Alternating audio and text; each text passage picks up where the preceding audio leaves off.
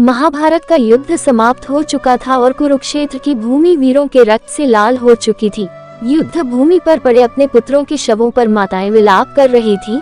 चारों तरफ सिर्फ शव ही शव थे।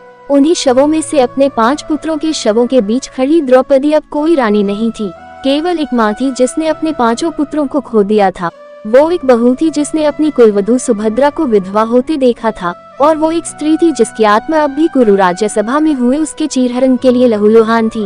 उसी समय जब पांडव युद्ध जीत चुके थे और चारों ओर धर्म की स्थापना का जयघोष हो रहा था, तब द्रौपदी अपने महल में बैठी शून्य को निहार रही थी।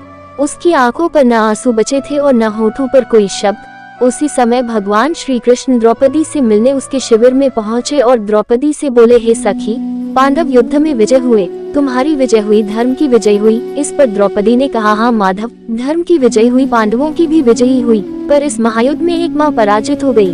हे कृष्ण, याद है तुम्हें वो राज्यसभा जहाँ दुर्योधन ने अपने भाई दुशासन को यह आदेश दिया था कि जाओ उस दासी द्रौपदी को बालों से पकड़कर राज्यसभा में घसीटते हुए लाओ और मेरा चीरहरण कर उसे नग्न कर दो। उस राज्यसभा में मेरे 5 पतियों सहित धर्म भी मौन था। वह तुम ही थी न माधव, जिसने मेरा चीर बढ़ाकर मेरी लाज बचाई थी और उन कौरवों से मेरी रक्षा भी की थी। तब तुम्ही ने मुझसे वादा किया था कि तुम हर कदम पर मेरे पतियों की और मेरे पुत्रों की रक्षा करोगे। किंतु जब वो काय गुरु पुत्र अश्वत्थामा मेरे 5 सोते हुए पुत्रों को मार रहा था, मेरी गोद उजड़ रही थी। हे कृष्ण, उस वक्त तुम कहाँ थे? कहाँ था तुम्हारा वो चक्र? कहाँ था वो न्याय जिसके लिए मैं सब कुछ हारती रही? श्री कृष्ण मौन रहे।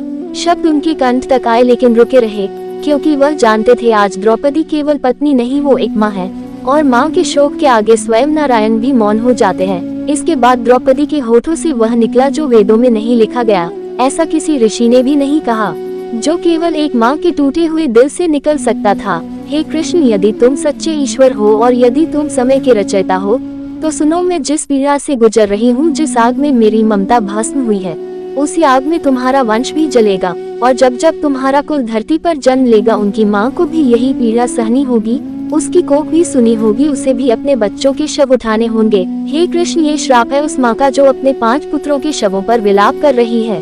भगवान श्री कृष्ण अब भी मौन थे, जो युद्ध के नायक थे, जिन्होंने धर्म की नींव रखी थी और जो काल के अधिपति थे। वो सर झुकाकर बोले, हे सखी, मुझे तुम्हारा श्राप स्वीकार है, क्योंकि यह कोई श्राप नहीं है, यह एक माँ की करुणा भरी चीख है।